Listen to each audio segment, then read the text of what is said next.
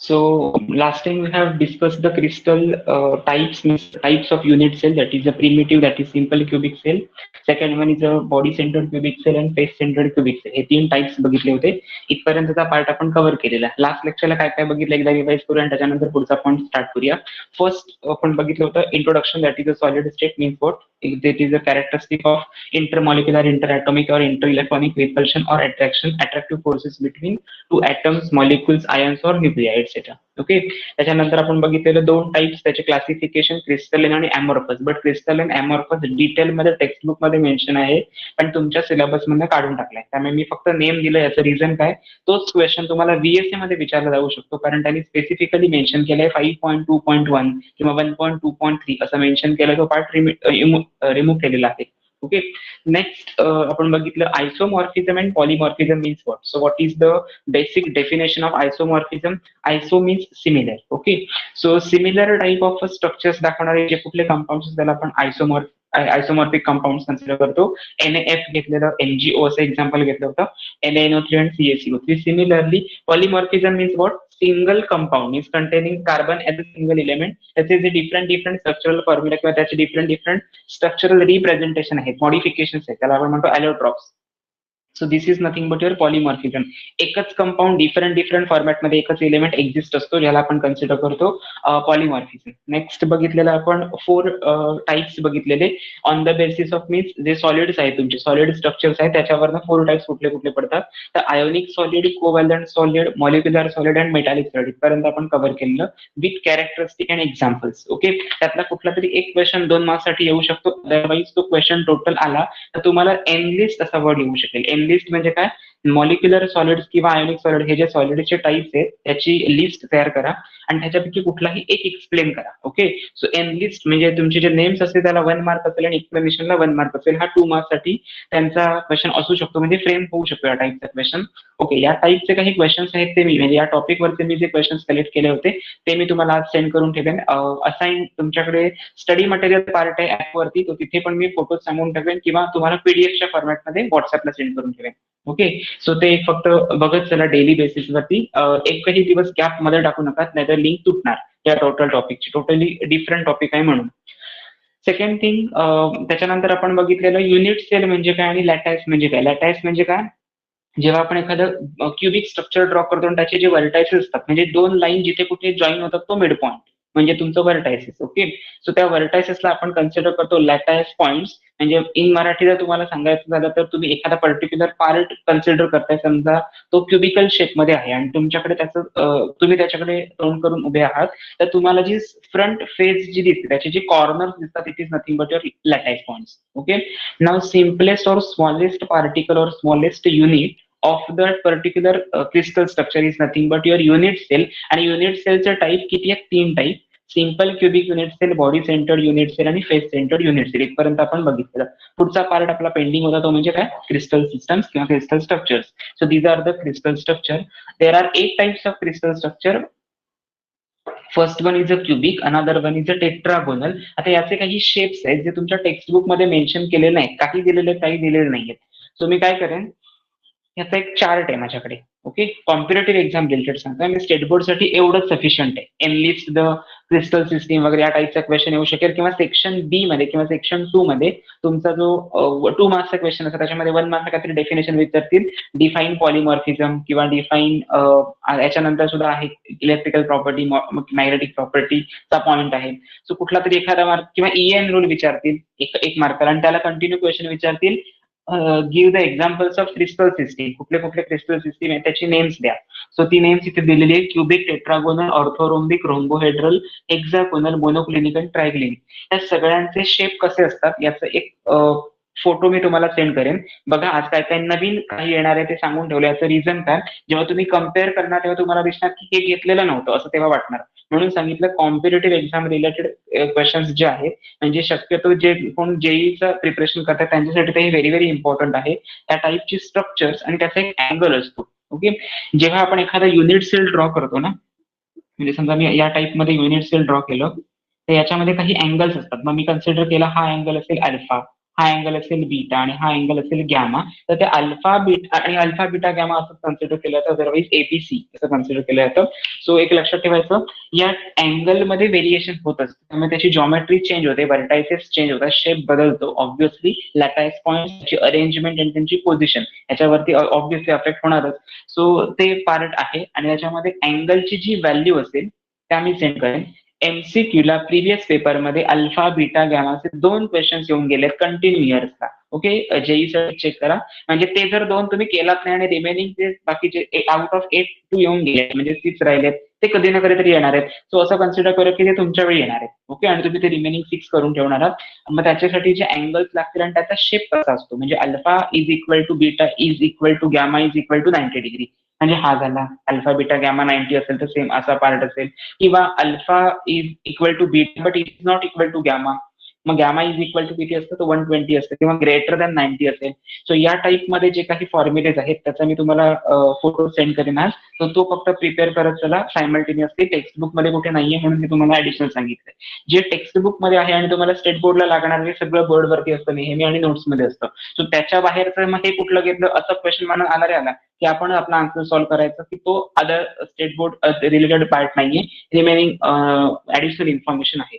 Okay, आता हे लक्षात कसं ठेवायचं, एवढेचे एवढे सगळे वर्ड लक्षात राहत नाही ना, त्याची इनिशियल्स लक्षात ठेवा. मी तर असं लक्षात ठेवलंय CTORHMT असं मी लक्षात ठेवलं. CTORHMT म्हणजे काय, क्युबिक टेट्रागोनल. म्हणून म्हटलं नोट्स मध्ये दिलेला सिक्वेन्स सुद्धा टेक्स्टबुक रिलेटेड आहे, जो तो सिक्वेन्स फॉलो नाही करत. म्हणून म्हटलं जर प्रिपेअर करणार आहात तर एक कुठलं तरी ट्रिक लक्षात ठेवा, त्याची जे इनिशियल लेटर्स आहेत ते कंबाईन केलेत मी, CTORHMT असं मी लक्षात ठेवलंय.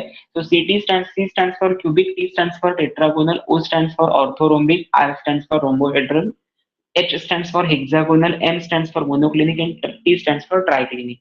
So CTORHMT is the crystal systems. आता याच्यामध्ये काही चेंजेस होणार नाही. आता क्वेश्चन पेपर मध्ये एमसीक्यू साठी एखादा क्वेश्चन मुद्दाम फसवा असं विचारू शकतो. Number of crystal system available in case of a solid states are. Options मध्ये देताना असं देणार 1, 2, 4, 8. प्रत्येकाचं काय करत गेलेत, मल्टिप्लाइड बाय 2 करत गेलेत. ते 1 ला मल्टिप्लाइड बाय 2 केलं, आन्सर बी आलं, 2 आलं, तो ऑप्शन बी दिला. 2 ला मल्टिप्लाइड बाय 2 केलं तर 4. सो या टाईप मध्ये लक्षात ठेवा, क्रिस्टल सिस्टीम्स 8 आहेत आणि युनिट सेल असा वर्ड जर आला तर किती आहेत ते 3 युनिट सेल आहेत. Simple cubic, body centred cubic unit cell आणि फेस सेंटर्ड क्युबिक. हे वर्ड असेच्या असेच प्रिपेअर केले पाहिजेत, कारण त्या कन्सेप्ट आहेत. ओके, सो तुम नवीन आहेत माहिती आहे मला, म्हणून तर मी सगळा पार्ट अगोदरचा जो फ्लो मध्ये होणार आहे तो आधी घेतला आणि एक चॅप्टर नंबर 1 मुद्दाम मागे ठेवला. याचं कारण हेच आहे, टोटली वेगळ्या कन्सेप्ट आहे. तुम्ही फ्रेश मूड मध्ये असाल, जेव्हा कधी कुठला तरी एखादा टॉपिक संपेल, काही टेन्शन नाही, त्यावेळी तो टॉपिक स्टार्ट करायचा. म्हणून गेल्या वेळी सुद्धा जेव्हा मध्ये 3 दिवसाचा मी सुट्टी दिलेली किंवा गॅप दिलेली टेस्टसाठी, त्यावेळी तो टॉपिक स्टार्ट केला नव्हता. याचं रिझन हेच होतं. Okay, so crystal system is nothing but CTORHMT. Next cubic system असं म्हटलंय. आता आपण जे बघितलेलं काल, कुठले कुठले क्युबिक सिस्टीम म्हणजे युनिट सेल, तर कुठले कुठले सिंपल क्युबिक युनिट सेल, त्याला आपण इंडिकेट करतो सिंपल क्युबिक म्हणून SC. नेम्स फक्त इम्पॉर्टंट आहेत. Body centred cubic unit cell. Body centred unit cell म्हणजेच काय, इथे क्युबिक हा वर्ड लिहायला पाहिजे, क्युबिक युनिट सेल, कारण क्युबिक सिस्टीम आहेत म्हणून. Body centred cubic unit cell, so BCC, that is body centred cubic. आणि face centred cubic unit cell म्हणजे FCC. Okay, face centred cubic unit cell. आता paper मध्ये confirm याचं एक derivation आहे, ॲटॉमिक पॅकिंग फॅक्टर और पॅकिंग इफिशियन्सीचे. याच्यापैकी आता 3ही आहेत सिलेबस मध्ये, पण तुमच्या सिलेबसचा हा पार्ट काढून टाकलाय. पण त्यांनी काय सांगितलंय, फेस सेंटर्ड क्युबिक युनिट सेलचं डेरिव्हेशन जे आहे तेच तुमच्या सिलेबस मधनं काढून टाकलंय, म्हणजे आपल्याला ते प्रिपरेशन करायला नको, डिराईव्ह करायला नको. बट 2 तर पहिले आहेतच ना, म्हणजे त्याच्यापैकी एक कुठला तरी क्वेश्चन येणार. पेपर सेट करताना 3 किंवा 2 हे पेपर सेटचं तुमचा फॉर्मॅट असतो. पेपर 2 किंवा 3 पेपर सेट होतात आणि जेव्हा पेपर हे झालेले सेट झालेले पेपर्स आहेत त्याच्यावरनं कुठला तरी एका पेपरवरती किंवा 2 पेपरवरती तुमचा पेपर कोड पडतो. ओके, आणि त्यातला कुठला तरी रॅन्डमली जो पेपर कोड आलेला आहे तो तुमच्या समोर ऍज अ क्वेश्चन पेपर म्हणून येतो. मग रिमेनिंगचं काय, तो ऑक्टोबरला आलेला असतो. आणि लक्षात ठेवा, कधीच ऑक्टोबर आणि मार्चचा more than 60% part syllabus common काढायचा नाहीये, पेपर रिपीट करायचा नाहीये. म्हणजेच काय, पेपर सेट होताना तो एका वेळी सेट होत असतो. याचाच अर्थ, एका पेपरमध्ये जर सिंपल क्युबिकचा क्वेश्चन असेल तर दुसऱ्या पेपरमध्ये बॉडी सेंटरचा असणार आहे. म्हणजे ऑब्व्हियसली आपल्याला केलं काय पाहिजे, कन्फर्म क्वेश्चन मध्ये या 2 पैकी एक क्वेश्चन येणारच आहे. टॉपिक मी तुम्हाला म्हटलेलं बघा, डेरिव्हेशन येईल 2 मार्क्स साठी, जर आलं तर आणि रिमेनिंग 2 असेल तर प्रॉब्लेम येऊ शकतो. बट डेरिव्हेशन आणि प्रॉब्लेम टाकलं तर मग थिअरी त्या टॉपिकवरती काहीच नाहीये का? आहे. पहिल्यांदा आपण जो मॉलिक्युलर सॉलिड वगैरे बघितलं ते आहे. याचाच अर्थ असा होणार, जिथे थिअरी येणार तिथे त्याला डेरिव्हेशन म्हणून तुम्हाला ऑप्शन असेल, म्हणजे कुठला तरी अटेम्प्ट एनी वन. आणि जर तुम्हाला दोन्ही करायचं असेल तर करू शकता. आणि अनदर कुठला तरी क्वेश्चन असेल 3 मार्क्सचा, त्याच्यामध्ये 2+1चं जे कन्व्हर्जन असतं, त्या 2 मार्क्ससाठी पुढचा क्वेश्चन असेल न्यूमेरिकल. आणि ते न्यूमेरिकल मी तुम्हाला लास्ट टाइम सांगितलेलं डेन्सिटीसाठी. ओके, मग तो फॉर्म्युला काय ते नंतर बघणार आहोत. पण त्याच्या अगोदर लक्षात ठेवायचं, युनिट सेल्सचे टाइप्स कुठले कुठले सांगितले. Simple cubic unit cell, body centred cubic unit cell आणि face centred cubic unit cell. Okay, FCC. So these are the cubic system 3 parts, ज्यातलं डेरिव्हेशन तुम्हाला ह्याला नाहीये, बट याचा ऍटॉमिक पॅकिंग फॅक्टरची व्हॅल्यू MCQ ला येऊ शकते. याचं रिझन काय, प्रॉब्लेम्स मधला जो क्वेश्चन त्याने रिमूव्ह करायला पाहिजे तो केला आणि त्याच्यामध्ये मेन्शन केलेलं आहे, द क्युबिक सेल कंटेंट किंवा cubic system contains FCC crystal structure असं मेन्शन केलंय. म्हणजे त्याचे नंबर ऑफ ऍटम्स त्या कॅल्क्युलेशन मध्ये लागणार आहे ते पाठ केले पाहिजे. ओके, नंबर ऑफ पार्टिकल्स म्हणजेच number of atoms present in the unit cell. आता या प्रत्येक युनिट सेल मध्ये किती नंबर ऑफ ऍटम्स असतात त्याची एक मी लिस्ट काढली. SC साठी 1 असतो, मल्टिप्लाइड बाय 2 केलं तर BCC, मल्टिप्लाइड बाय 2 केलं तर FCC. म्हणजे त्याचा प्रत्येकाचा काय म्हणतात, आपण मल्टिप्लाइड बाय 2 करत जातो. सिंपल क्युबिक युनिट सेल मध्ये नंबर ऑफ ऍटम्स ऍक्च्युअली किती प्रेझेंट असतात, त्याचा आन्सर आहे 1. ते 1 कसं कॅल्क्युलेशन केलं ते इथे दाखवलंय बघा. बघा 1, 2, 3, 4, 5, 6, 7 आणि 8. ओके, या प्रत्येक कॅल्क्युलेशन मध्ये कॉमन पार्ट आहे 1/8 इंटू 8, 1/8 इंटू 8 आणि 1/8 इंटू 8. याचा अर्थ असा, तुम्हाला कसं मिळेल, आउट ऑफ 100 तुम्हाला समजा मार्क्स असतील 93. ओके, आउट ऑफ 100 93 म्हणजे काय, टोटल नंबर ऑफ मार्क्स किती होते ऍव्हरेज काढलेले 100. आउट ऑफ दॅट तुम्हाला किती मिळाले ऍव्हरेज काढून 93. सो सिमिलरली या केसेसमध्ये मी एक कुठला तरी पॉईंट कन्सिडर केला आणि त्याचा नंबर ऑफ ऍटम्स त्याच्याशी रिलेटेड असणारे सिंपल क्युबिक मध्ये किती आहेत ते कॅल्क्युलेट जर करायचं असेल तर कॉन्ट्रीब्युशन घ्यावं लागतं. So 1/8 part of that atom असं कन्सिडर करावं लागतं. 1/8 part of atom, number of atoms किती दिसत आहेत, 1, 2, 3, 4, 5, 6, 7, 8 multiplied by 8 is equal to 1. 8 will get cancelled, is equal to 1. Similarly for body centered cubic cell, body centered मध्ये काय असणार, हाच क्यूब असणार, फक्त सेंटरला एक बॉडी हँगिंग पोझिशन मध्ये आहे. म्हणजे मी असं दाखवतो, जिथे अल्फा आहे ना तिथे असं डॉटेड लाईन एक सर्कल काढून ठेवला, तिथे एक पर्टिक्युलर ऑब्जेक्ट आहे, हॉलो स्पियर आहे.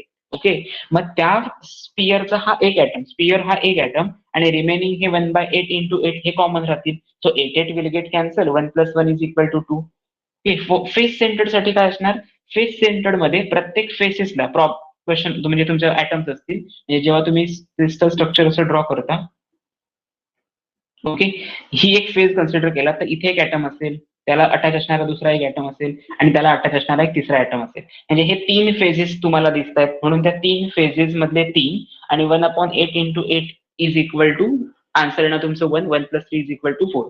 आता हे कॅल्क्युलेशन खरंच पेपरमध्ये एक्सप्लेन करायचंय का, नाही,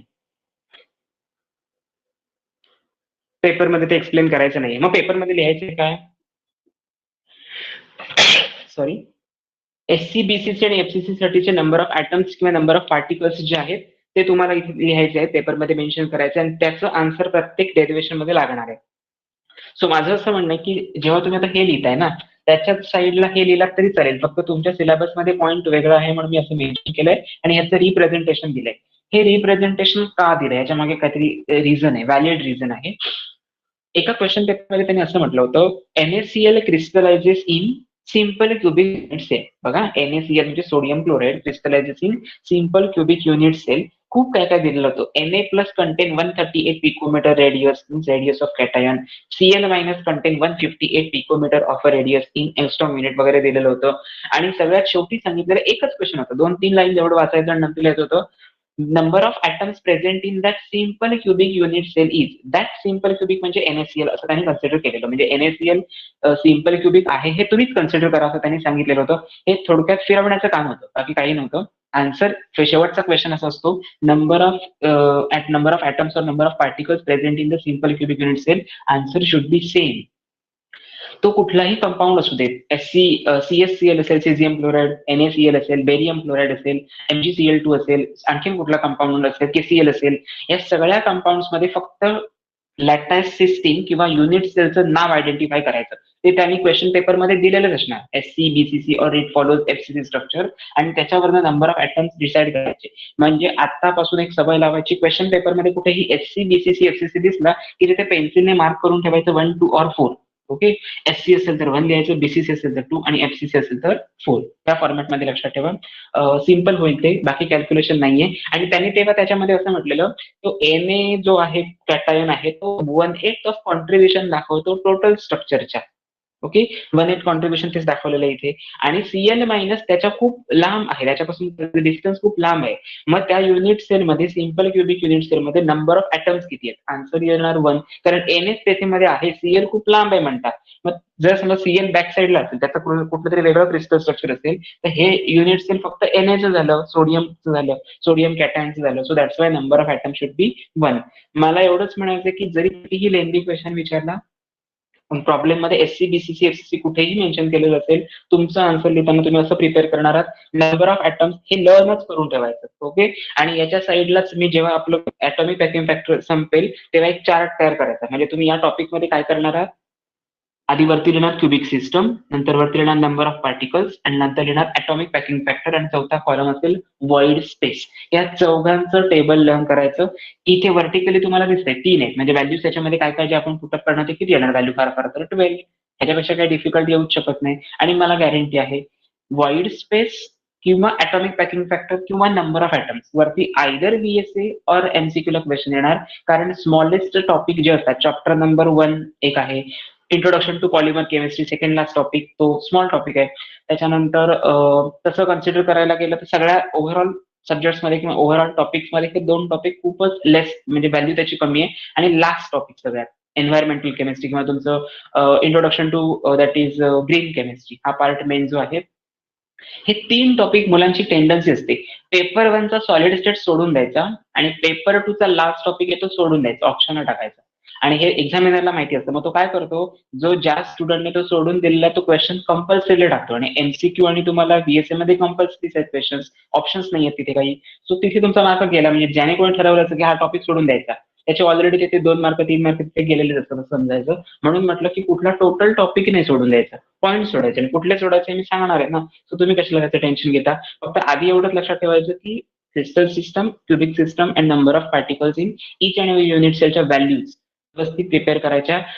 नावं तशीच आहेत. Okay, body centred unit cell, याचा अर्थ हे युनिट सेल कॉमन असणार या टोटल टॉपिक मध्ये. बॉडी सेंटर्ड म्हणजे ही जर कन्सिडर केली क्युबिक सिस्टमचा बॉडी, याच्या सेंटरला एलिमेंट असेल. फेज सेंटर्ड एकाच फेजला असेल, म्हणजे जी ही फ्रंट फेज आहे त्याच्यामध्ये मी डॉटेड लाईनने दाखवलंय, तोच ऍटम बॅक साईडने तुम्हाला दिसेलच असं नाही सांगू शकत. तो कुठून दिसू शकतो, एक तर ही फेज, एक राईट हँड साईडची फेज आणि एक लेफ्ट हँड साईडची फेज.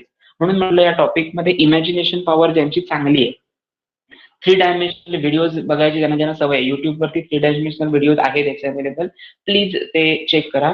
जेव्हा जेव्हा तुम्ही व्हिज्युअलायझेशन, इमॅजिनेशन पॉवर तुमची इम्प्रूव्ह करताय, तेव्हा तुम्हाला हे सगळं चांगलं जास्तीत जास्त लवकरात लवकर समजणार. अदरवाईज थोडं डिफिकल्ट वाटेल की काय हे, म्हणजे त्याच्यानंतर आपलं सोल्युशन, सॉल्व्हंट वगैरे हे खूपच डिफरंट पार्ट आहे. त्याच्या अगोदरचा हा पार्ट वेगळा, आणि हा थोडा वेगळा आहे म्हणून मी पहिला घेतला नव्हता. हा जर पहिला स्टार्ट केला असता तर असं वाटलं असतं की 12वी आपल्याकडनं यावेळी सुटेल की नाही काय माहिती. सो असं काही नाहीये, फक्त नेम्स डिफरंट आहेत, बाकी काही नाही. आणि नंबर ऑफ पार्ट सगळ्यात रिड्यूस, चांगली गोष्ट म्हणजे याच्यातलं झालंय. याच्यामध्ये एक युनिट सेल्सची स्ट्रक्चर्स मी तुम्हाला मगाशी म्हटलं, त्याच्यात AAA, BBB असे टाईपचे स्ट्रक्चर्स आहेत जे पेपरमध्ये कधीही विचारलं जात नाही, अंडरस्टँडिंग साठी आहे तुमच्या. सो AAA म्हणजे काय, हा एक लेअर कन्सिडर करूया, एच आहे. याला खाली एक लेअर अटॅच असेल तो B असेल, आणि अजून याला एक खाली अटॅच लेअर असेल तो C असेल. एवढा सिम्पल मिनिंग आहे त्याच्यात. पण त्यांची लँग्वेज जरा बघा टेक्स्ट बुक मधली. असं वाटतं की तो पॉईंट नव्हे, तो टॉपिकच ऑप्शनल टाकूया अशी वाटतं, असं बघितल्यानंतर त्याच्याकडे वाटतं. सो ते काही प्रिपेअर करू नका. नोट्स मी ते मेन्शन केलं नाही, मी सरळ टेक्स्ट बुकचे ते तुम्हाला फोटो सेंड करेन. का सेंड करणार ते सुद्धा, त्याच्यामध्ये नंबर ऑफ ॲटम्सची अरेंजमेंट आणि आत्ताची तुमची प्रिंट आहे टेक्स्ट बुकची, ती कलर प्रिंट आहे. ओके, सो ते तुम्हाला अंडरस्टँडिंगसाठी कधी बघायची वेळ आली तुम्हाला माहिती असायला पाहिजे, म्हणून लेअर स्ट्रक्चर्स असतात ते दाखवण्यासाठी, म्हणून आपण तो पार्ट बघणार आहोत. बाकी त्याच्यावरती थिअरी वगैरे काही येणार नाही, त्यामुळे तो मधला पार्ट ओमिट करा.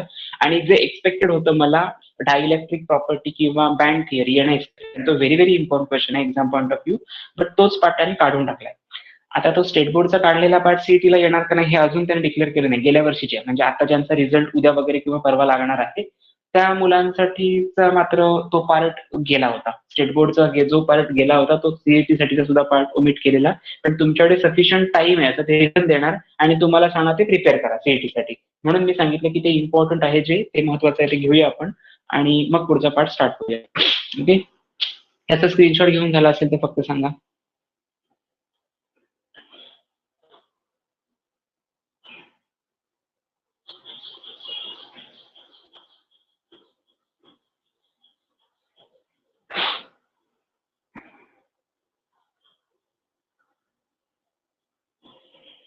Okay.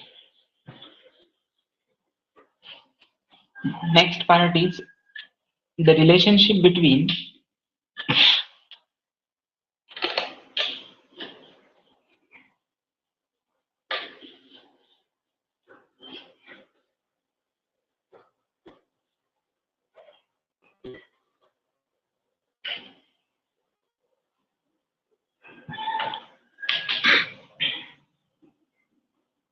the relationship between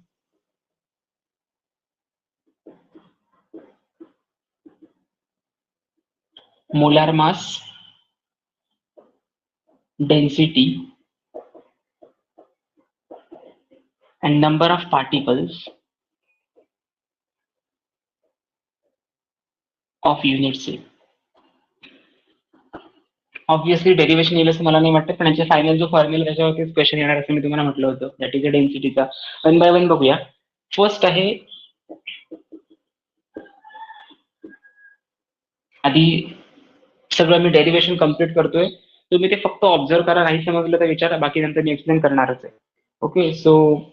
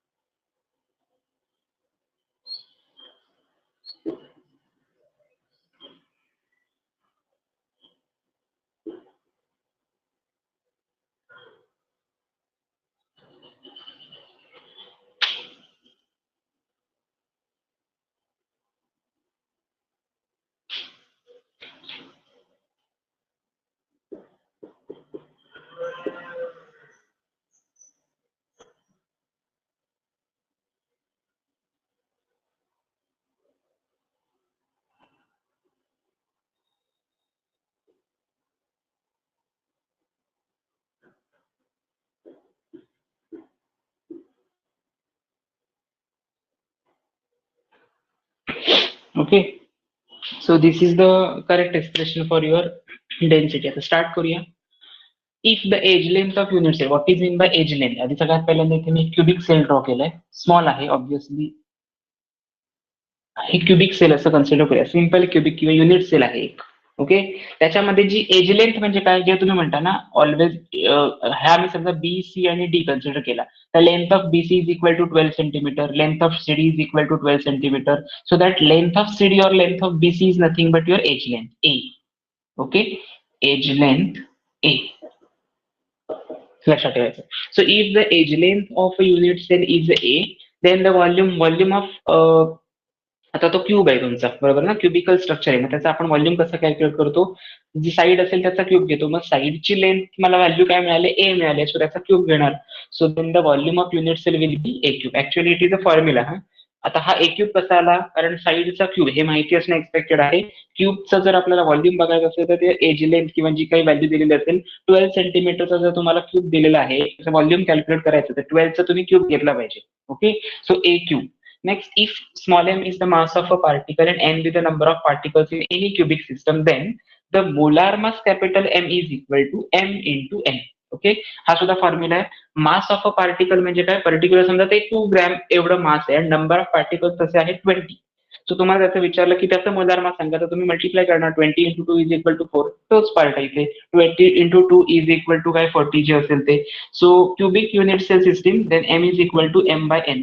but आपण साठी करतोय रिलेशनशिप आपल्याला डिटरमाइन करायचं डेन्सिटी बरोबर. What is the formula of density? Density is expressed in terms of a rho, gram per CM cube हे त्याचं युनिट आहे. Mass divided by volume. So मासची व्हॅल्यू मला मिळाली M by N, divided by व्हॉल्यूमची value मिळाली A cube. So substitute केली फक्त M by N, M into N divided by A cube. Next केलं, आता हा झाला पार्ट तुमचा molar mass of a system.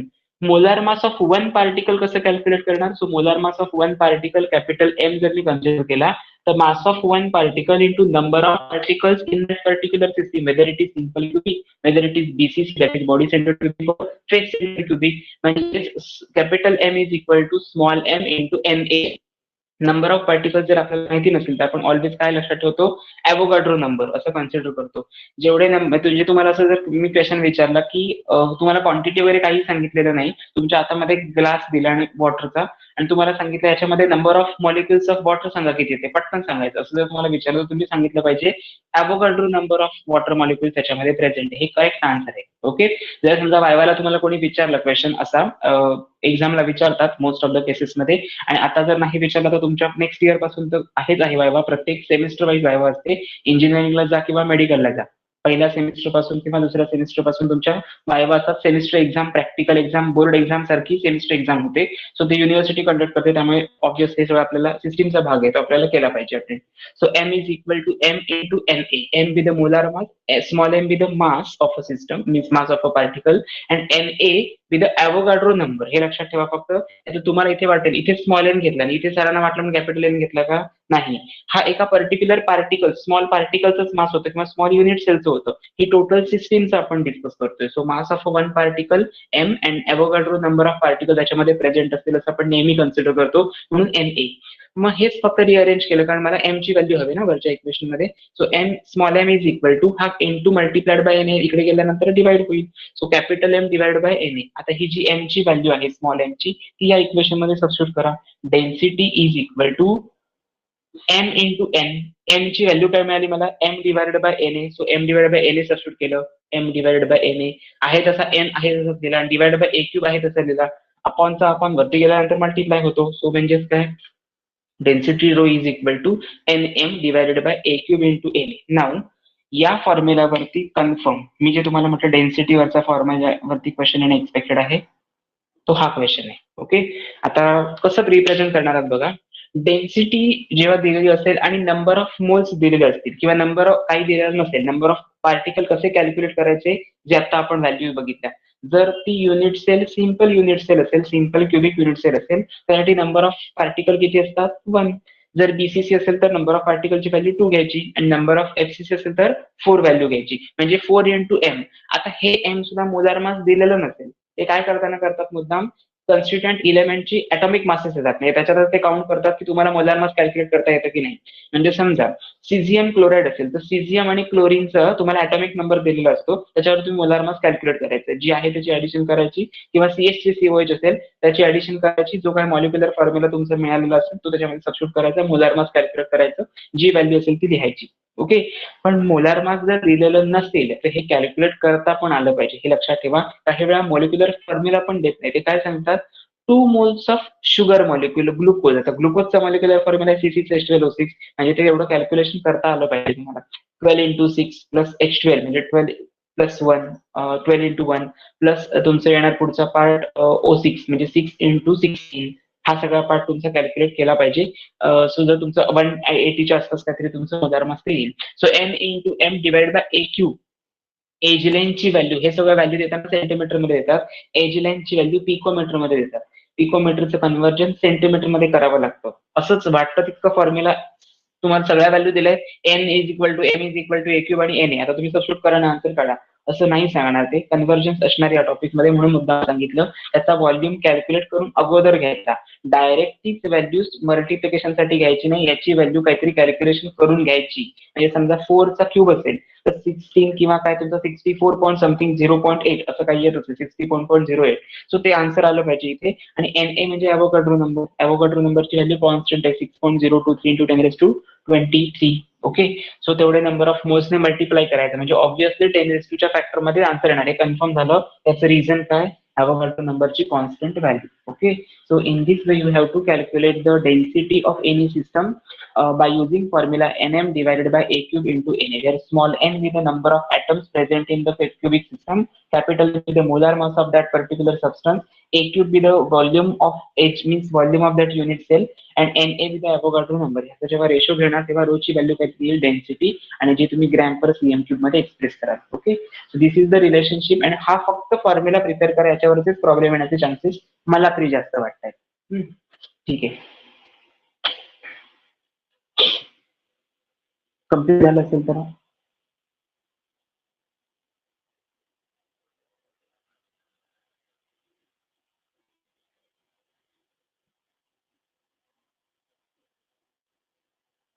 Okay.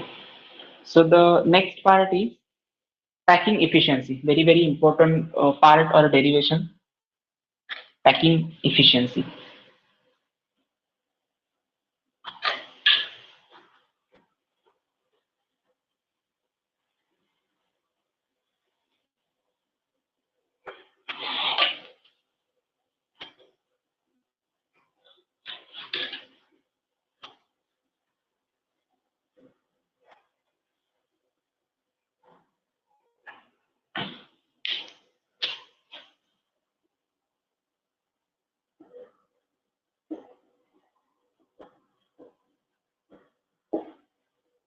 त्यालाच अल्टरनेटिव्ह वर्ड आहे APF, that is atomic packing factor. Okay, what is mean by packing efficiency? So packing efficiency is the ratio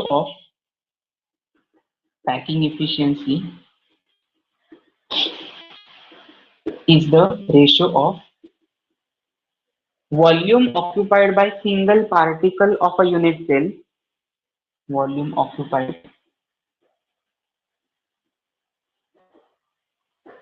by one particle of unit cell divided by total volume of unit cell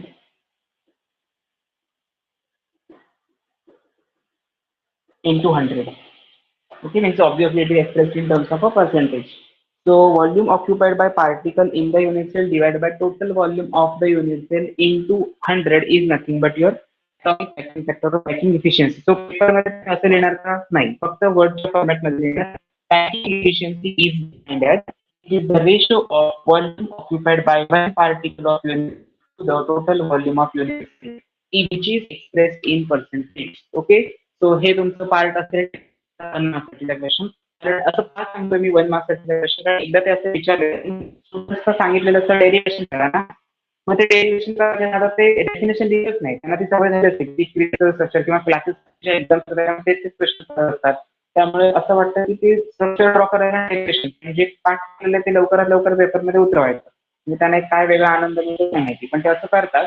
तर तुम्ही एक लक्षात ठेवा, question नीट वाचायचा, marking scheme आपण ठरवायची आणि मग क्वेश्चन रिअरेंज करायचा आन्सरच्या फॉर्मॅटमध्ये. म्हणजे for example, analyst the type of your solid structure असं जर क्वेश्चन असेल, किंवा क्रिस्टल स्ट्रक्चर, तर तिथे क्रिस्टल स्ट्रक्चरसाठी तुम्हाला सीटी और HMT लिहावं लागेल क्रिस्टल स्ट्रक्चरसाठी. आणि जर तुम्हाला असं विचारलं क्रिस्टल सॉलिड्स मध्ये किंवा सॉलिड स्टेटमध्ये असणारे कंपाऊंड कुठे, तुमचे वेगळे कंपोनंट्स आहेत कुठले, molecular solid, ionic solid, covalent solid आणि मेटॅलिक सॉलिड. तो टाईप ऑफ सॉलिड हा टोटली डिफरंट पार्ट आहे आणि क्रिस्टल स्ट्रक्चर हा डिफरंट पार्ट आहे. आपल्याला सरांनी एनलिस्ट करत सगळ्यात लिहून ठेवायचं नाही असं, तो क्वेश्चन एक वाचायचा आणि प्रॉपर काय असेल ते आन्सर लिहायचं. ओके, सो बघूया one by one. First compound आहे SC. सो SC ची पॅकिंग इफिशियन्सी कशी कॅल्क्युलेट करायची ते बघूया. Packing efficiency of SC. Obviously त्यासाठी डायग्राम ड्रॉ करावी लागेल आणि डायग्राम ड्रॉ करायची, कारण त्याच्यामध्ये डिफिकल्ट असं काही पार्ट नाहीये. मी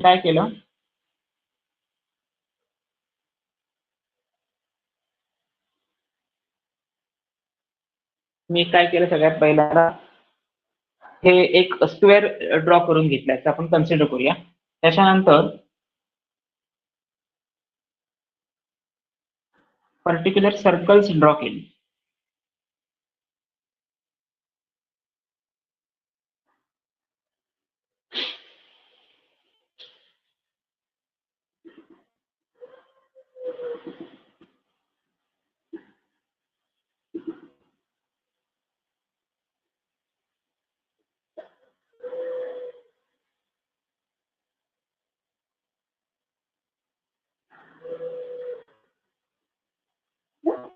म्हणजे सगळ्यात पहिल्यांदा काय केलं, 4 सर्कल्स ड्रॉ केली आणि त्यांचे जे मिड पॉईंट्स आहेत ते अटॅच केले, त्याच्यापासून मला हा स्क्वेअर मिळाला. ओके, आता तुम्हाला याच्यात नवीन काय इन्फॉर्मेशन मिळते का बघा. हा सर्कल आहे, सर्कलची रेडियस म्हणजे काय असतं होऊया. सेंटर पासून जे सर्कलला अटॅच होणारा कुठला तरी एक पॉईंट असेल, सेंटर पासून ह्या सर्कलच्या कुठल्याही एका पॉईंटला अटॅच होणारा जो पॉईंट असेल त्याचं डिस्टन्स म्हणजे रेडियस असते, मीन्स ID ज R. सिमिलरली या सर्कलची काय असणार आहे R, या सर्कलची ही असणार R, या सर्कलची ही असणार R. आणि मी इथे ड्रॉ करतोय ही एक लाईन. हे जे डिस्टन्स आहे ते मी कन्सिडर केलंय एज लेंथ, कारण माझं युनिट सेल आहे ना ती चौकोन असणार, त्याच्यामध्ये स्क्वेअर काहीतरी पार्ट असेल. सो ही युनिट सेल अशी आहे चौकोनी, आणि त्याच्या साईडला हे जे काही 4 ऍटम्स डिफरंट डिफरंट मी ड्रॉ केलेत त्याची रेडियस आहे R आणि त्याची एज लेंथ आहे आपण कन्सिडर करूया युनिट सेलची A. सो आता हे मी एक्सप्रेस केलं, तुम्हाला ओरली सांगितलं असं लिहून पेपरमध्ये चालेल का? पेपरमध्ये लिहावं लागणार. हे रेडियस ऑफ द स्पियर म्हणजे सगळ्यात पहिल्यांदा कॅल्क्युलेशनचा पार्ट असेल. So consider the section of SC. SC stands for simple cubic unit cell as shown in figure. हा तुमचा पहिला पॉईंट असेल. ऑलवेज लक्षात ठेवायचं, डायग्राम ड्रॉ केल्यानंतर तुम्ही जी डायग्राम ड्रॉ केलेली आहे ती काही युनिव्हर्सली करेक्ट किंवा ट्रूथ नाहीये. सो एखादा स्टुडंट याला R ला काहीतरी बदलत काहीतरी म्हणेल, दुसरा P म्हणू शकतो ना, तो तुमचं एज लेंथ आहे त्याला E कन्सिडर करेल तो, सो काही करेल. पण जे तो काय ते करेल जे तिथे लिहिलं पाहिजे, कारण डेरिव्हेशन पार्ट करतात टेक्स्ट बुक मधलं आणि डायग्राम ड्रॉ करतात डायजेस्ट मधली, त्याच्यामध्ये दिलेलं असतं PRQ. आन्सर मध्ये कुठेच PRQ दिसत नसतं. आणि 10th स्टँडर्डची सवय, मगअप करत जायचं, लर्न करायचं शेवटपर्यंत लर्नच करत जायचं. आणि काय विचारलंय काय हे विचारल्यानंतर एक मिनिट बघत राहायचं, नेमकं काय विचारलं ते मला माहिती नाही, मात्र मला सगळं आन्सर येते, ह्याच्यातच तुम्हाला समाधान असतं स्टुडंट्सना. सो असं होता कामा नये, जे आपण रिप्रेझेंट करतो ते ड्रॉ करता आलं पाहिजे आणि कन्सेप्ट वाईज समजायला पाहिजे. Okay, so here A be the edge length, इथेच लिहितो A be the edge length and R be the radius of a circle. जे काय आपले ऍटम्स आहेत. ओके, आता त्यातला महत्वाचा कॅल्क्युलेशनचा पार्ट कुठून स्टार्ट होतो बघूया. First, hence third point. आता जरा चेक करा, ए ची व्हॅल्यू काय मिळाली. मग A is nothing but R plus R. A is equal to R plus R म्हणजेच किती रे, 2R. म्हणजेच किती, R ची व्हॅल्यू काय मिळाली, A/2. पहिला पॉईंट मिळाला आपल्याला, R ची व्हॅल्यू A/2. सेकंड तुमचं महत्वाचं असेल व्हॉल्यूम ऑफ स्पियर कॅल्क्युलेट करायचं. सो व्हॉल्यूम ऑफ स्पियर्स ह्या स्पिअरचा व्हॉल्यूम कॅल्क्युलेट करायचा. जे पॉईंट सांगतोय तसंच्या तसं नोट्समध्ये सगळं मिळेलच, पण तरी सुद्धा पॉईंट जसे सांगतोय तसे तसे आजच प्रिपेअर करा. हे इम्पॉर्टंट क्वेश्चन पेपरला येणारे पॉईंट्स आहेत. हा क्वेश्चन एससी आणि बीसीसी पैकी एक तरी क्वेश्चन पेपरमध्ये नाही आला तर फक्त नाव चेंज करायचं माझं. Volume of sphere. Okay, volume of स्पिअरचा फॉर्म्युला काय असतो according to 10th standard? Volume of स्पिअरचा formula, so volume of sphere is equal to 4/3 pi R cube. So 4/3 pi R ची व्हॅल्यू किती मिळाली? a/2, त्याचा क्यूब. आन्सर काय येईल? 4/3 पाय a cube divided by 8. Correct आहे ना? 2 चा क्यूब दिसत नाहीये का तुम्हाला? इकडे लिहितो मी. इथपर्यंतचा पार्ट दिसतो, इकडे किंवा हे वरचे डेफिनेशन आता काही गरजेचे नाही ना आपल्याला. स्क्रीनशॉट घेतला नसणार. ठीक आहे. 4/3 पाय a क्यूब डिवायडेड बाय 8. 1 आणि 2 ने आपल्याला तो डिव्हिजिबल फॅक्टर आहे. तर तुम्ही काय आता लिहिलं? Pi into a cube divided bye 3 into 2 6. हा तुमचा काय झाला? व्हॉल्यूम ऑफ स्पिअर ची व्हॅल्यू मिळाली मला पाय a क्यूब डिवायडेड बाय 6. पाय कुठून आला? फॉर्म्युला मधून आलाय. तुम्ही म्हणायचे कुठे पाय दिसतो? याच्यात पाय नाहीये. लक्षात ठेवायचं, पाय is nothing but your arbitrary constant 3.1414 जे कन्सिडर करता, किंवा 22/7 जी व्हॅल्यू असेल ती. So it is nothing but pi into a cube divided by 6. So this is a volume of a sphere. आता व्हॉल्यूम ऑफ स्पिअरचा पार्ट झाला. आता तुम्हाला कॅल्क्युलेशन करायचंय total volume of particles. Total volume of particle साठी formula काय येणार तुमचा? हाच येणार. एका व्हॉल्यूमचा जो स्पिअर आहे, स्पेरिकल आहे ना तुमचा ऍटम, तो तोच व्हॉल्यूम तुमच्या नंबर ऑफ पार्टिकल साठी येणार. So total volume of one particle is equal to pi a cube divided by 6. म्हणजे याची व्हॅल्यू आपली कॅल्क्युलेट करून झाली. आता पुढचा पार्ट आहे total volume of unit cell. हा एका स्पिअरची झाली. असे आपल्याकडे नंबर ऑफ पार्टिकल्स तुमच्या किती असतात कशामध्ये? सिंपल क्युबिक मध्ये ओनली 1 असतो. सो त्याचा व्हॉल्यूम कॅल्क्युलेट करूया आणि व्हॅल्यू सबस्टिट्यूट करून बघूया. सो सगळ्यात पहिल्यांदा एपीएफ. ओके, तुम्ही एक काम करा, याचा स्क्रीनशॉट घेऊन ठेवा. घेतल्यावर सांगा, नाही तर गप्प बसून राहिला फक्त स्क्रीनशॉट घेऊन. मला कसं समजणार ते? Okay, very good.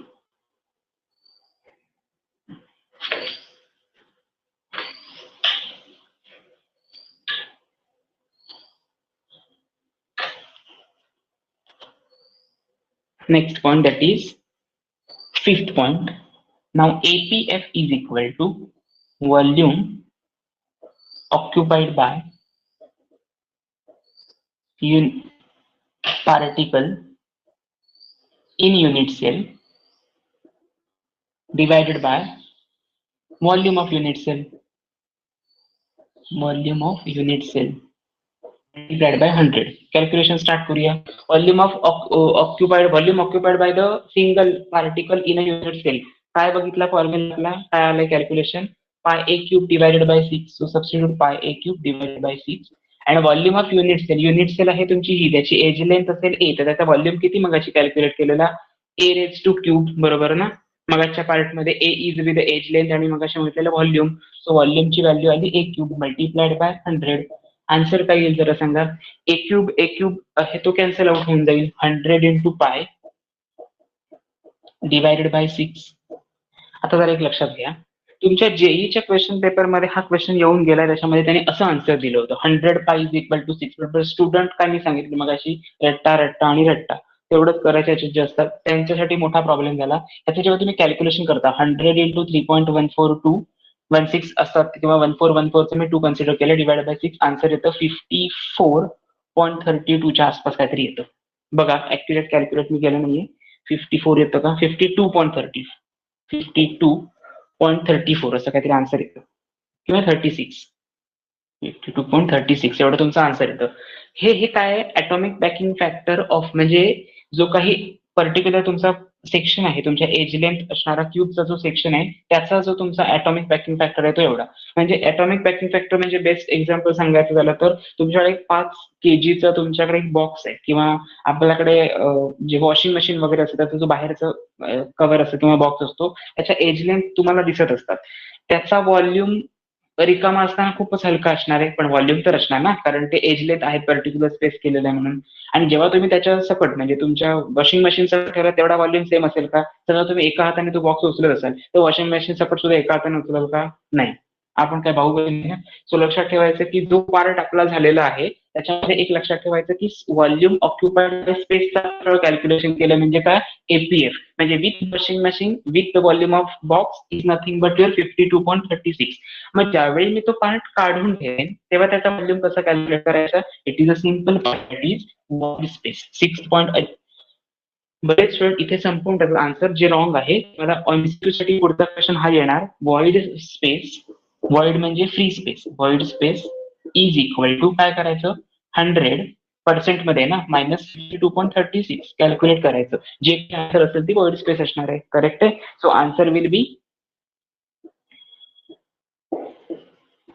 37.64. चेक करा काय चुकत असेल तर. सॉरी 47.64 ही तुमची व्हॉइड स्पेस असेल. म्हणजे व्हॉइड इन पर्सेंटेज विचारलं तर 47.64 आणि 52.36 दोघांची ऍडिशन करून जर आन्सर 100 येत असेल तर आपण करेक्ट आहोत. नसेल येत तर आपलं काहीतरी चुकलंय मध्ये. ओके, असं लक्षात ठेवायचं.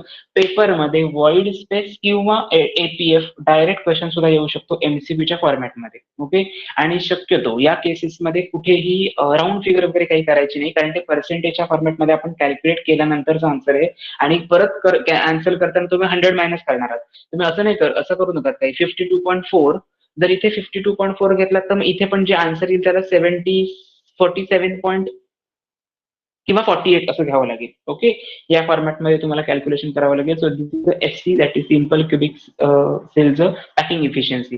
APF that is atomic packing factor. One by one repeat करतोय मी सगळे पॉईंट्स, म्हणजे तुम्हाला परत एकाच बोर्डवरती मला सगळं दाखवायचं होतं म्हणून मी ठेवून दिला हा पार्ट. पॅकिंग इफिशियन्सी मध्ये मी सगळ्यात पहिल्यांदा काय करणार? आधी 4 सर्कल्स ड्रॉ करणार. फ्री हँड डायग्राम नाहीये त्या. ऑब्व्हियसली तुम्ही ते स्ट्रक्चर व्यवस्थित ड्रॉ करायला पाहिजे. प्रॉपर तुमच्याकडे मटेरियल असलं पाहिजे. पेपरला जाताना हे घेऊन गेलं पाहिजे. एक फॅड आहे, फक्त पॅड घेऊन जायचं, हॉल तिकीट घेऊन जायचं, स्केल घेऊन जायची आणि पेन घेऊन जायचं. ओके, आणि आय कार्ड. तिथे गेलात की बाकी तुमच्याकडे मटेरियल काही नसतं. जी स्केल असते ती कुठेतरी मोडलेली, तुटलेली, फुटलेली कुठलेली असते. पेन आपल्याकडे जे असतं ते नीट येणार एकच असतं, आणि ते सुद्धा म्हणजे ते कुठे पडलं किंवा ते कुठे गेलं तर मग दुसऱ्याकडे लागणार. एक्झामच्या वेळी भीक मागायची वेळ येणार. त्याच्यानंतर सेकंड थिंग, जो पार्ट पेन्सिल, इरेजर हे असं काही नेत नाही का? कॉलेजमध्ये आहोत ना आपण, असं काय वापरायचं नसतं. स्कूलमध्येच ते वापरायचं असतं, आता काय वापरायचं नसतं. ही रॉंग मेथड आहे. तुम्हाला जर प्रॉपर प्रिपरेशन, तुमचं प्रेझेंटेशन बेस्ट ठेवायचं असेल तर ह्या सगळ्या गोष्टी वापरल्या पाहिजेत, आणि ते सगळं युज करणारा तुम्ही पेनने डायग्राम ड्रॉ करायची अजून सगळ्यांना सवय आहे. माझ्या कॉलेजमध्ये क्लासमध्ये गेल्यानंतर लेक्चरच्या वेळी पण ते सांगतो, पेन्सिल नसेलच, पेन नसणारच, असंच असतं. कारण तिथे गेल्यानंतर मागायची सवय झालेली असते. अशी कधीतरी वेळ येते की सगळेच जण कोण आणत नाही, मग बसा म्हणून सांगायची वेळ येते. सो हा जो स्पियर असेल हा नंबर ऑफ ऍटम म्हणून कन्सिडर करताय तुम्ही. त्या सेंटर्सची जी म्हणजे त्या सर्कल्सची जी सेंटर्स आहेत ती अटॅच केलेली आहेत एकमेकांना. हे झालं तुमचं क्युबिक युनिट्स आहे.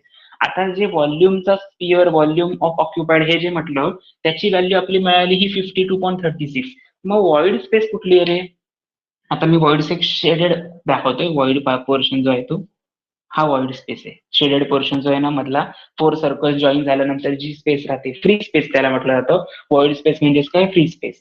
सो त्याची व्हॅल्यू आपल्याला 100 मायनस केल्यानंतर मिळते. So this is your structure diagram of simple cubic unit cell. Simple cube आहे म्हणून सिम्पल क्युबिक, बाकी काही नाही. Consider a section of simple cubic unit cell as shown in the figure. A be the edge length, r be the radius, hence volume of unit cell direct लिहिला तरी चालेल. A cube. Next, A is equal to according to the figure R plus R means 2R. मग मला A ची value नको आहे, मला R ची व्हॅल्यू पाहिजे. का पाहिजे? कारण मला पुढे कॅल्क्युलेशन लागणार आहे म्हणून मी केलं हे. R is equal to A/2. Volume of sphere second point नंतरचा असेल. व्हॉल्यूम ऑफ स्पियरचा फॉर्म्युला हे 4/3 πr2. हे कुठून आलं असं विचारायचं असेल तर 10th स्टँडर्डचं टेक्स्ट बुक ओपन करायचं. लास्ट टॉपिक मध्ये जो आहे फॉर्म्युलेज दिलेले आहेत. 4/3 π इंटू A/R ची व्हॅल्यू काय? A/2 ब्रॅकेटचा क्यूब. A चा क्यूब डिवायडेड बाय 8 हे तुमचं आन्सर असेल. ते फक्त इथे सबस्टिट्यूट केलं. 4/3 π A cube divided by 8. 4 8 divisible factor तो काढून टाकला म्हणजे तुमचा आन्सर आहे π A क्यूब डिवाइडेड बाय 6. हे काहीही कॅल्क्युलेशन करायचं नाही. 3.14 घेऊया, त्याचं डिवाइड बाय 6 करूया, काही प्रॉब्लेम नाही. उगाच टाइम वेस्ट जाणार, कारण ते कॅन्सल आउट नंतर होणारच आहे. एक्झामला मी मगाशी म्हटल्याप्रमाणे हा क्वेश्चन ऑप्शन मध्ये लक्षात ठेवायचं. पाठ करून तुम्ही जाता हे मध्ये विचारलेलं असतं हे आणि ते माहितीच नसतं का, कारण डेरिव्हेशन ना व्हॅल्यू सबस्टिट्यूट करायचं, कॅल्क्युलेशनच्या फंद्यात पडायचं आणि डायरेक्ट आन्सर लिहायची सवय झालेली असते. सो असं काही करायचं नाही. पाय a cube divide by 6. Next आहे total volume of one particle is पाय ए क्यूब डिवाइड बाय 6. असे किती पार्टिकल्स असतात एससी मध्ये? मगाशी बघितलेले नंबर ऑफ पार्टिकल्स 1, 2 and 4 म्हणजे एससी ला 1च येतं आन्सर. सो मी आहे तसंच ठेवलं. पण हा जर समजा बीसीसी कन्सिडर केला असता तर मल्टिप्लाइड बाय 2 करावं लागलं असतं. ओके, म्हणजे तुमचं आन्सर आलं असतं 2 into पाय ए क्यूब डिवाइड बाय 6, म्हणजे आन्सर आलं असतं पाय ए क्यूब डिवाइड बाय 3. हे तुमचं करेक्ट आन्सर आलं असतं. आपण बघणार होते नंतर आपण बघूया. atomic packing factorचा formula volume occupied by particles in unit cell divide by total volume of unit cell multiplied by 100. Okay, next बघितलं pi a cube divide by 6 हा एका पार्टिकलचा व्हॉल्यूम मी कॅल्क्युलेट केलेला divided by volume of unit cell. हा circular path आहे ज्याची age length तुम्हाला जो स्क्वेअर मिळाला त्याची एज लेंथ आहे ए. त्याचा व्हॉल्यूम कसा कॅल्क्युलेट करतो आपण? ए क्यूबने. Cube volume of cube is nothing but a cube. साईडचा क्यूब, तो साईड म्हणजे आपण ए घेतले म्हणून ए क्यूब घेतला multiplied by 100. A cube will get cancel. Pi into 100, पण हा फॅक्टर आहे तो डिव्हिजिबल फॅक्टर डिनॉमिनेटर मधला आहे. सो 100 पाय डिवाइड बाय 6 त्याचं कॅल्क्युलेशन केल्यानंतर आन्सर येते 52.36%. It is atomic packing factor. मग व्हॉइड स्पेस कशी कॅल्क्युलेट करायची? 52 पॉईंट ज्या आन्सर आले ते 100 मधून मायनस करायचं. कुठलाही एससी बीसीसी एफसीसी साठी 100 मधून मायनस करायचं, तुमचा आन्सर येणार 47.64. सो हा क्वेश्चन इम्पॉर्टंट आहे असं मी म्हणत होतो कॅल्क्युलेशन साठी, जे तुम्ही आज व्यवस्थित प्रिपेअर करणार आज घरी. ओके, सो काढून व्यवस्थित. याच्यावर एक वर्ड एक्स्ट्रा पण मला एक वर्ड कमी नको पेपरमध्ये. जसं दिलंय डेरिव्हेशन तसंच दिला तरी सुद्धा चालेल, काहीही प्रॉब्लेम येणार नाही. मार्क्स कुठेही जाणार नाही. फक्त एक व्हीओएस वर व्हॅल्यू नका. व्हॉल्यूम ऑफ स्पिअर असंच लिहा. रेडियस असेल तर ते आर आता आपण लिहू, ठीक आहे. पेपरच्या वेळी त्यांना प्रॉपर प्रेझेंटेशन असू दे, बाकी काही नाही. एकदा लिहून नंतर नाही लिहिलात ना कधीच चालेल. किंवा व्हॉल्यूम ऑफ स्पिअरला इथेच डायरेक्ट करा ना, हे डायरेक्ट लिहिलं तर चांगलंच आहे, कन्फ्युजन नाही होणार. Next part is atomic packing factor of body center cubic unit cell.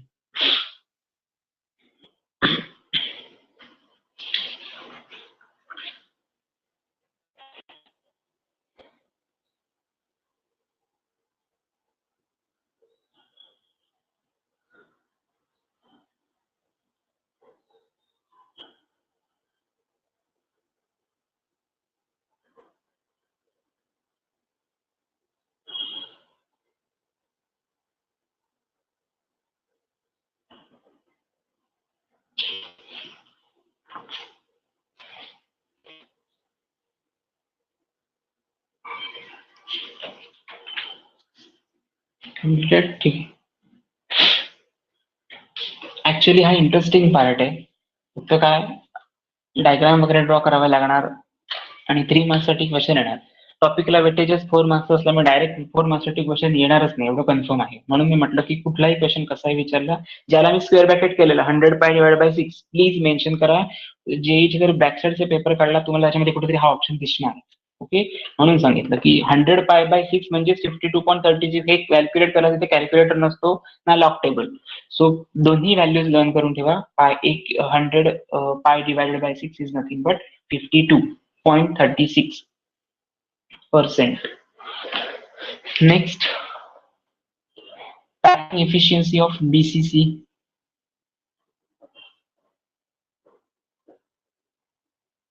BCC unit cell. Okay, आता जरा डायग्राम थोडी त्याची डिफिकल्ट असं म्हणता येणार नाही, पण प्रॉपर ड्रॉ करताना टाइम लागतो एवढं मात्र कन्फर्म आहे. सो ते आधी ड्रॉ करून घेऊया म्हणजे पुढचा पार्ट कव्हर करता येईल. एक मी सर्कल ड्रॉ केलं हे म्हणजे नंबर ऑफ ऍटम मधला पहिला ऍटम मला मिळाला असं कन्सिडर करू शकतो आपण. त्याचं सेंटर जर समजा हे असेल,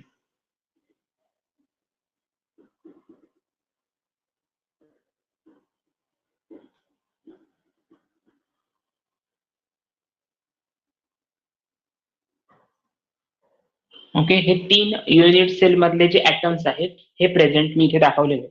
पहिल्यांदा हेच ड्रॉ करायचे. ऑब्व्हियसली मी जसं सांगतोय तसं प्रिपेअर केला तर डायग्राम येणार. तुम्ही स्वतःचं डोकं चालवलात तर त्याला रिस्पॉन्सिबल मी नसेल. सो नंबर ऑफ ऍटम्स मी इथे ड्रॉ केले. ठीक आहे, रफ मध्ये डायग्राम ड्रॉ केलं त्यामुळे तसं काही एवढं पण नाहीये काही विषय. फक्त एक लक्षात ठेवा, जे स्ट्रक्चर्स जनरेट होणार आहेत त्याची अरेंजमेंट तशीच्या तशी राहू दे, काही चेंजेस करू नका त्याच्यामध्ये.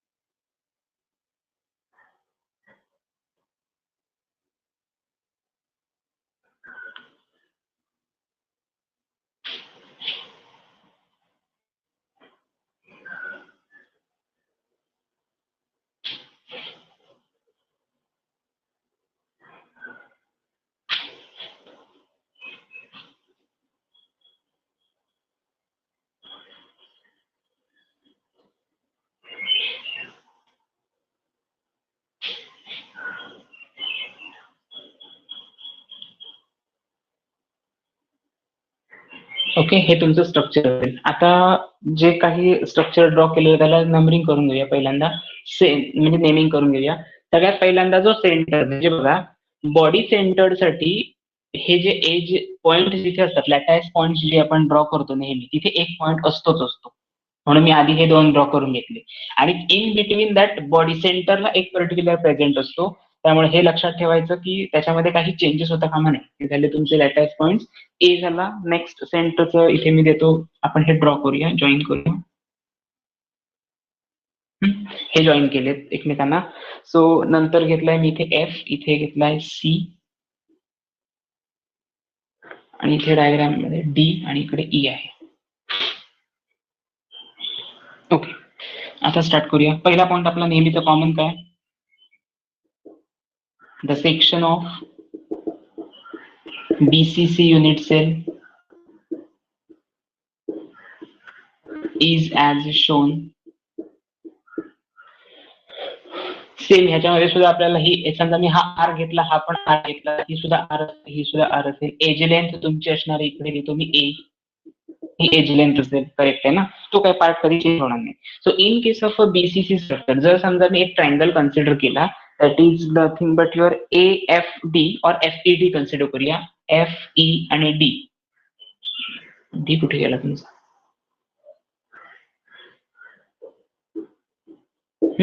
ट्रायंगल जर आपण कन्सिडर केला AF आणि डी, हा जर ट्रायंगल मी कन्सिडर केला EFD, तर मला काय दिसेल, 90 डिग्री कन्सिडर करतो असं आपण म्हणूया. हा जर पार्ट आपल्याला 90 डिग्री एवढे अँगल देतोय, कारण तो क्युबिक युनिट सेल आहे, म्हणजे अँगल ऑब्विसली सेम असणार. जे तुम्हाला अल्फा बीटा गॅमाच्या व्हॅल्यू द्यायचे तुम्हाला समजून जाईल ते. So in case of angle और ट्रायंगल EFD किंवा FED, angle of FED is equal to 90 degree. Angle of FED is equal to 90 degree. So next part, according to Pythagoras काय येणार, FD square is equal to ED square plus DF square. Correct आहे ना? FD square is equal to ED square, हा ED square plus DF square, हा DF square. Correct आहे. So आता याच्यावरून आपल्याला एक कन्क्लुजन काही निघेल ते फक्त बघा. जर ही एज लेंथ ए असेल, तर ऑब्विसली ही एज लेंथ सुद्धा ए असेल. करेक्ट आहे. ही एज लेंथ सुद्धा ए असेल, ही एज लेंथ सुद्धा वरची असेल ती ए असेल. म्हणजेच काय, एक पर्टिक्युलर ED साठी व्हॅल्यू मी ए स्क्वेअर घेतली, DF साठी सुद्धा व्हॅल्यू मला ए स्क्वेअर घ्यावी लागेल. A square plus a square is equal to 2a square. Okay, a square plus a square is equal to 2a square. Next another triangle मध्ये बघूया AFD. in a triangle AFD, AF आणि D या triangle मध्ये एक particular part घेऊया. AF square is equal to AD square plus FD square. AF square is equal to FD square plus AD square.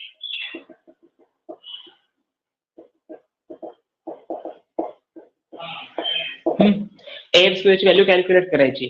AD स्क्वेअरची आपल्याला value काय मिळते का बघा फक्त डायग्राम वरनं. हा AD आहे, म्हणजे ऑब्विसली त्याची सुद्धा एज लेंथ असणार आहे, ती एच असणार आहे. सो मी ती सबस्टिट्यूट केली ए स्क्वेअर प्लस FD स्क्वेअरची व्हॅल्यू किती मिळालेली आहे मगाशी, 2a स्क्वेअर. सो ती सबस्टिट्यूट केली 2a स्क्वेअर. आन्सर किती आलं, 3a स्क्वेअर.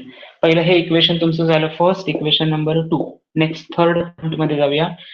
दोन ट्रायंगल पहिल्यांदा कन्सिडर केले, एक झाला FED आणि एक झाला व्हर्टिकल कॉलम. असंच का घेतले याचं रिझन काय, बेस सेंटर्ड आहे किंवा बॉडी सेंटर्ड आहे, ज्याला आपण कन्सिडर करतो. सुरुवातीला एक हॉरिझॉन्टल पार्ट त्याची एक एज लेंथ घेतली आणि व्हर्टिकल पार्ट त्याची एज लेंथ कॅल्क्युलेट केली. आता याच्यावरनं जर एक कॅल्क्युलेशन करायला गेलात, AF स्क्वेअरची व्हॅल्यू तुम्हाला मिळते 3a स्क्वेअर. म्हणजेच AF ची व्हॅल्यू किती येईल, √3 into a. बरोबर आहे. AF ची जरा व्हॅल्यू कॅल्क्युलेट करून बघूया according to the figure. From figure AF ची व्हॅल्यू बघा 1, 2, 3 आणि 4. याच्यामध्ये R दिलेले आहेत. AF R plus R plus R plus R म्हणजे किती झाले, AF is equal to 4R. ही व्हॅल्यू वरती सबस्टिट्यूट करून बघूया. 4R is equal to √3a, म्हणजेच R किती आला, √3a/4. काय पाहिजे होतं आपल्याला, हेच पाहिजे होतं ना, रेडियस ऑफ द स्फिअर. आता पुढचा आपला regular formula, volume of sphere. काय येतो व्हॉल्यूम ऑफ स्फिअरचा formula, volume of sphere is equal to 4/3 pi r cube. So 4/3 into pi, r ची value √3a divided by 4 bracket cube.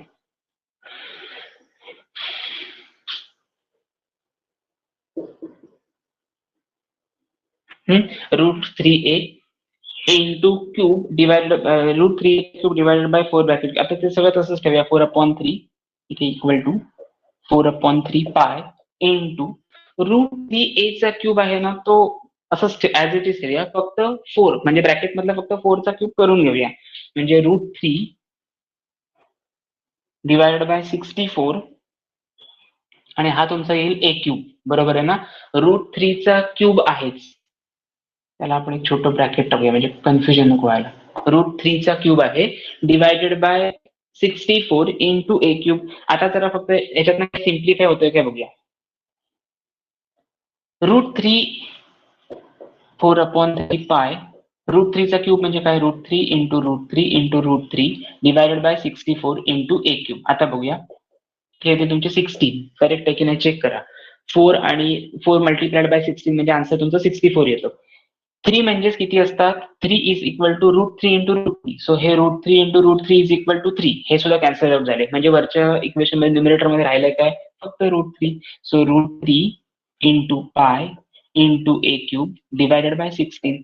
हे तुमची कशाची व्हॅल्यू आली, volume of the sphere. √3 pi a cube divided by 16.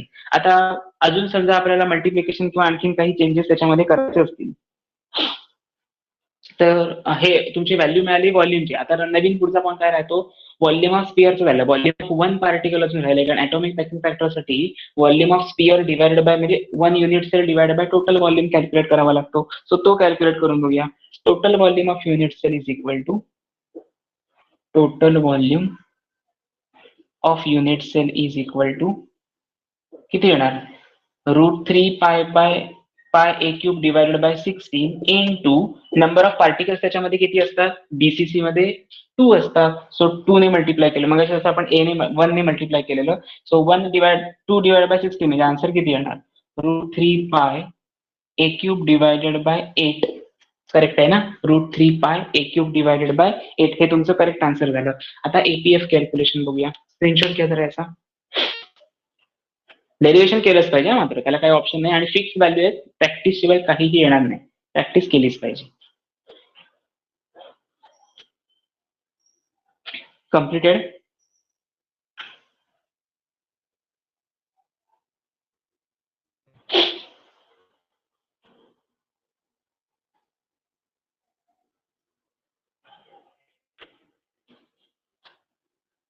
Okay. So APF is equal to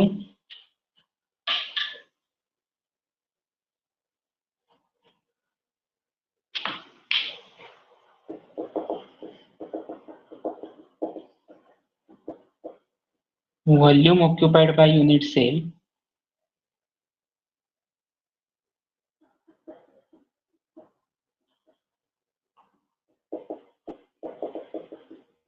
divided by total volume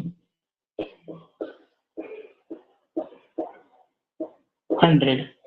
तर काय येईल, आपला volume occupied by unit cell किती आहे, volume √3 pi by a cube, sorry pi a cube by 8 आणि total volume तुमचा edge length घेतला तर किती येतो, a क्यूब.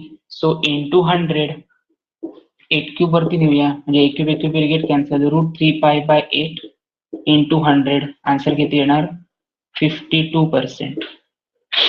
52 येईल की 62 येईल बघा जरा, 68 येणार, 68 येणार, 68%. ओके, हे तुमचा आन्सर असेल. अगेन याच्यासाठी व्हॅल्यू कुठली लक्षात ठेवायची, √3 पाय बाय 8 ही व्हॅल्यू लक्षात ठेवायची. 100 मध्ये तुम्हाला दिलंच नाही, ओके, पर्सेंटेज मध्ये विचारलेलंच नसेल तर याचा आन्सर येणार 0.68. त्याच्यापेक्षा नवीन काही येणार नाही. √3 पाय बाय 8 चं कॅल्क्युलेशन केलं तर 0.68 एवढं येतं आणि मल्टिप्लाइड बाय 100 केलं तर आन्सर 68%. आता याच्यातली व्हॉइड स्पेस कशी कॅल्क्युलेट करणार मग, hence void is equal to 100 minus 68% which is equal to 32%. Free space किती असते, 68 नंतर मायनस केल्यावर आन्सर येणार 32. So void space is equal to 32% of the BCC type of a unit cell. Okay, हे 2 multiply का केले समजले, total volume of unit cell is equal to, हा युनिट सेल तुम्ही कॅल्क्युलेट केलेला होता but number of atoms BCC मध्ये 2 असतात.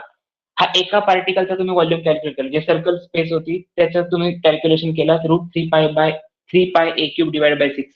नंबर ऑफ पार्टिकल्स 2 आहेत म्हणून 2 ने मल्टिप्लाय केलं. Okay,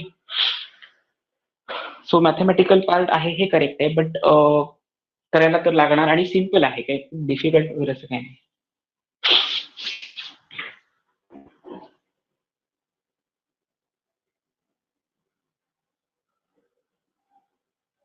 completed.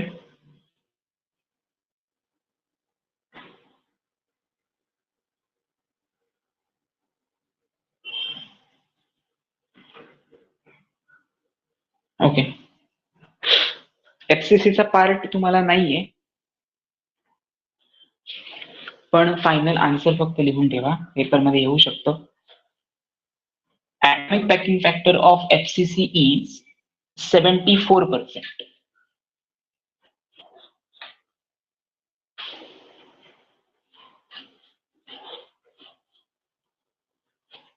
Atomic packing factor of FCC is 74%. मग रिमेनिंग किती राहणार? 26. कुठेतरी फक्त लिहून ठेवा. APF of FCC is 74% and void space is equal to 26%.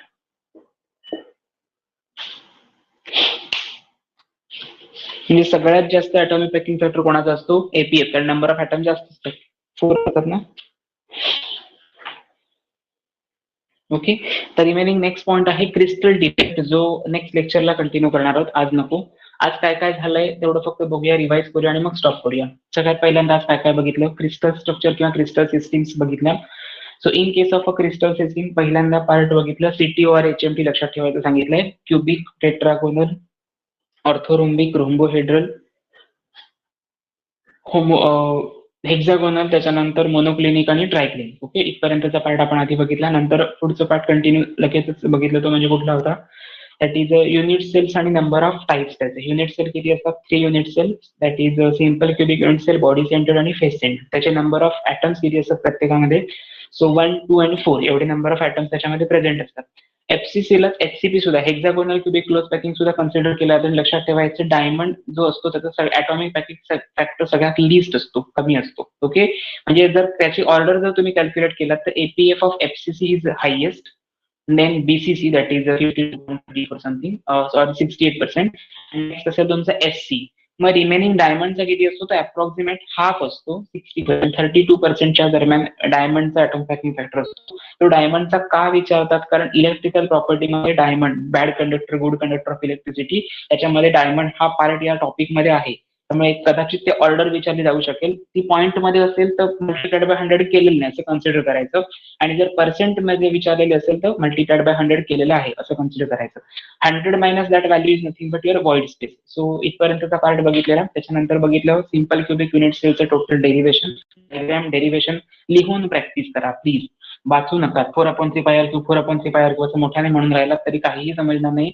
घरच्या ऐकून ऐकून ते मॅड होणार. सो लक्षात ठेवायचं, ते लिहून काढायचं. 3-4 वेळा वाचा, समजून घ्या. काही डाऊट असेल तर परत विचारा. नोट्स मी तुम्हाला सेंड करणारच आहे. प्रॉपर नोट्स जेवढ्या दिल्या तेवढ्याच दिल्यात तरी चालेल. त्या डेरिव्हेशन मध्ये extra explanation is not necessary असं मेन्शन केलेलं आहे. टेक्स्ट बुक मध्ये नाहीये पण तुमच्या मॉडेल आन्सर मध्ये मेन्शन केलेलं आहे. जेवढी डायग्राम ड्रॉ करत आहे, जे जे पॉईंट सांगितलेत, पहिल्यांदा ए डिफाईन करायचा, एन डिफाईन करायचा, एम डिफाईन करायचा जो असेल तो. त्याच्यानंतर पहिला पॉईंट असेल radius calculation. So 4r is equal to √3 आलं म्हणून. ओके, तसंच एफसीसी साठीची रेडियस एखाद्या क्वेश्चन मध्ये आली तर लक्षात ठेवायचं. जसं आपण इथे म्हणतो 4r is equal to √3a, तसं तिथे असतो 4r is equal to √2a. Okay, हे एक लिहून ठेवा कुठेतरी. एफसीसी साठी 4r is equal to √2a. म्हणजे जर तुम्हाला r ची व्हॅल्यू कॅल्क्युलेट करायची झाली तर √2a/4. a ची व्हॅल्यू दिलेली असणार, एज लेंथ काहीतरी 1.83 पिकोमीटर दिलेली असणार. तुम्ही कॅल्क्युलेशन करणार आणि रेडियस पिकोमीटर मध्ये रिप्रेझेंट करणार. याच्यावरचे सुद्धा काही प्रॉब्लेम्स आहेत ते मी घेणार आहे, पण हा फॉर्म्युला लक्षात ठेवा. सिम्पल क्युबिक म्हणजे हा जो सॉलिड स्टेट टॉपिक आहे त्याच्यामध्ये competitive exam point of view too much questions येतात. त्याच्यातली सगळ्यात इम्पॉर्टंट पार्ट आहे म्हणजे band theory as well as a magnetic characters, magnetic behaviour of solid structure. So हे इम्पॉर्टंट आहे, तो पार्ट बघूया नंतर. फक्त एवढं लक्षात ठेवा, APF of FCC, void space हा सगळा कव्हर करायचा आहे पार्ट आपल्याला. ओके, ठीक आहे. जेवढा पार्ट झालाय तिथपर्यंतचं प्रिपरेशन आज करा. नेक्स्ट पॉईंट आहे पॉइंट डिफेक्ट किंवा क्रिस्टल डिफेक्ट म्हणजे काय? डिफेक्ट म्हणजे काय? एखादा पर्सन डिफेक्टिव्ह आहे असं तुम्हाला कधी वाटतं? समजा बघा, तुम्ही रेग्युलर मॉर्निंगला कॉलेजमध्ये जाता, म्हणजे सध्या जात नाहीये पण लेक्चर अटेंड करता वगैरे, बरोबर आहे ना? जेव्हा तुम्ही ऑफलाईन जात होता तेव्हा तुम्हाला समजतं की एखादा माणूस रेग्युलर चालत असताना त्याची चालण्याची पद्धत थोडी वेगळी असेल किंवा एका डोळ्याने त्याला दिसत नसेल तर आपण म्हणतो ना त्याला थोडा डोळ्याचा प्रॉब्लेम आहे असं आपण कन्सिडर करतो. It is nothing but your defect. म्हणजे नॉर्मल पेक्षा थोडासा काहीतरी पार्ट वेगळा असेल तर ऍबनॉर्मल आपण जे म्हणतो ते म्हणजे डिफेक्टिव्ह असतं. ओके, सो त्या क्रिस्टल स्ट्रक्चरमध्ये असे काही डिफेक्ट असतात. म्हणजे व्हॉइड स्पेस जिथे मेटल असायला पाहिजे तिथे मेटल नसतो, नॉन मेटल असतो.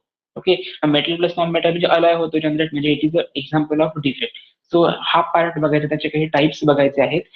त्याच्या डेन्सिटीवरती काही इफेक्ट होतो का ते बघायचे. त्याच्यानंतर पॉईंट्स आहेत शॉर्टकी डिफेक्ट, फ्रँकल डिफेक्ट हे महत्वाचे आहेत, ते येतील. आणि त्याच्यानंतरचा म्हणजे सगळ्यात शेवटचा पार्ट म्हणजे तो ऍप्लिकेशनचा, म्हणजे त्याचा युज कशासाठी केला जातो वगैरे. ओके, म्हणजे तुमचा हा टॉपिक संपेल. बट नेक्स्ट लेक्चरला म्हणजे उद्याच्या लेक्चरला हा part most of the points जे आहेत ते कव्हर झालेले असतील. सो लक्षात ठेवायचा तो पार्ट थेरॉटिकल आहे.